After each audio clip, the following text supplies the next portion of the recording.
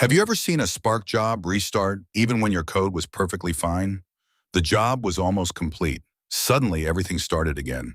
And the worst part is sometimes nothing is actually wrong with your logic. The real problem is hidden deep inside Spark Shuffle. Today, we will understand External Shuffle Service, also called ESS. And trust me, this one concept changes how you understand Spark reliability forever.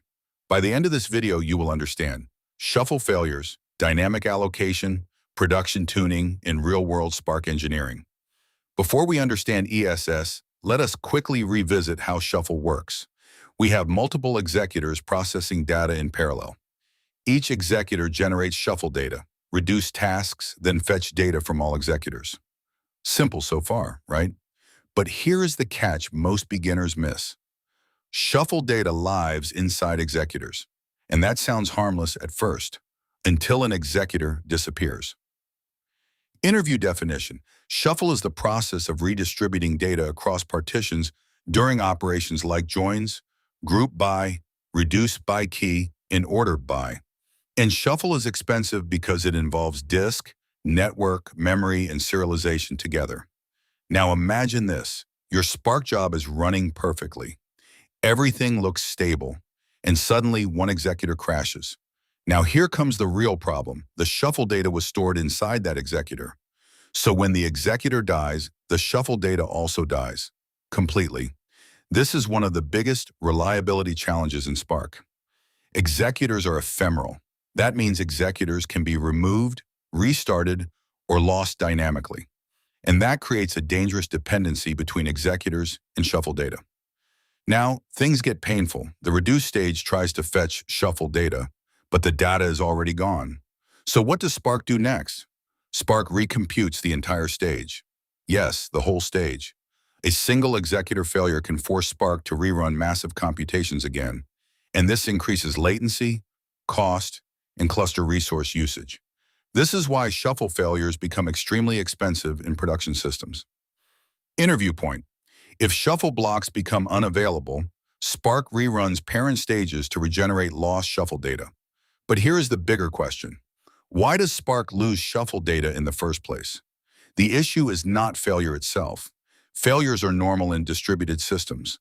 The real issue is architecture. Earlier, executors handled both compute and storage. That created tight coupling. If executor lives, data lives. If executor dies, data dies. And this design became a serious problem in large distributed clusters. So Spark needed a better approach, a way to separate storage from executors. And this is where ESS changes everything. External Shuffle Service completely changes the shuffle architecture. Executors no longer own shuffle data. Instead, executors write shuffle files to ESS. Reduce tasks, fetch data from ESS. So now shuffle data survives independently of executors. Interview definition. External Shuffle Service is a long-running service that preserves shuffle data independently of executor lifecycle. And this introduces one of the most important distributed systems principles. ESS decouples storage from compute. That single idea makes Spark much more reliable. Now let us compare both architectures side by side. First, look at the left side. Without ESS, executor failure causes shuffle data loss. Reduced tasks fail to fetch the data. Spark recomputes the entire stage again. This is slow, expensive, and inefficient. Now look at the right side. With ESS, shuffle data is preserved safely.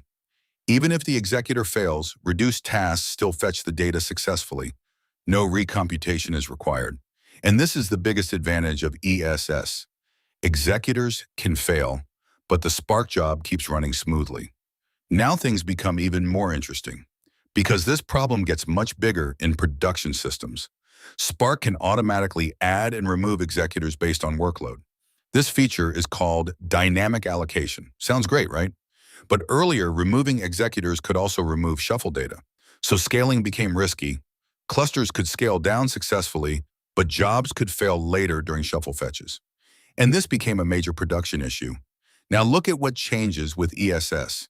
Executors can come and go freely, but shuffle data remains safe because ESS stores shuffle files independently of executors. This makes dynamic allocation much more reliable. And this is why ESS became critical in production. Spark clusters. Very important interview point. ESS is required for safe dynamic allocation in traditional Spark clusters. But reliability is not the only production problem. There is another issue most beginners completely ignore: unused shuffle files. Large Spark jobs generate thousands of shuffle files. And if these files are not cleaned properly, disk usage keeps growing continuously. This can create disk pressure, slow fetches, and storage issues. So production systems must carefully manage shuffle cleanup, because reliability is not just about storing data safely, it is also about cleaning it efficiently. At this point, ESS has solved the reliability problem, but production shuffle still has many bottlenecks: slow disks, network congestion, data skew, too many small files. And this is where real Spark engineering begins. Understanding ESS alone is not enough. To work with real production systems, we also need tuning and debugging skills. Real production clusters face real bottlenecks. Look carefully at the diagram. We can see slow disks, network congestion, skewed partitions, and too many files. And this is why shuffle is feared in production systems. Shuffle is one of the most expensive operations in Spark because it involves disk, network, serialization, and memory usage together. A poorly optimized shuffle can slow down on an entire cluster. Now let us look at another hidden performance problem: too many small shuffle files. Small files increase disk overhead, metadata overhead, and fetch latency. And in large clusters, this becomes a serious scalability issue. So Spark tries to consolidate smaller files into larger files. This improves stability, reduces overhead, and improves fetch efficiency. In production systems, fewer larger files are usually much better than thousands of tiny files. Now let us discuss some important production tuning configurations. These are useful for both interviews and real-world optimization. Spark.shuffle.service.enabled enables ESS. Spark.dynamic allocation enables automatic executor scaling. Spark.shuffle.file.buffer controls shuffle, write buffering. Spark.reducer.max size. In flight controls how much shuffle data reducers fetch simultaneously. You do not need to memorize every configuration, but you should understand why the configuration exists and which bottleneck it solves. That is what interviewers usually expect. Now let us summarize the biggest shuffle bottlenecks. Disk I/O becomes slow because shuffle reads and writes massive amounts of data. Network saturation happens because reducers fetch data across the cluster. Small files create additional metadata and fetch overhead. And then comes one of the biggest Spark problems: data skew. Data skew happens when one partition becomes much larger than others. As a result, one executor becomes extremely slow, while others sit idle. And this is one of the most common Spark interview topics. And this is where real Spark engineers stand out. Debugging shuffle problems. Whenever Spark jobs become slow, open the Spark UI. Look at shuffle read, shuffle write, failed fetches, and long-running tasks. These metrics tell you where the bottleneck exists. Failed fetch exception usually indicates unavailable or corrupted shuffle blocks.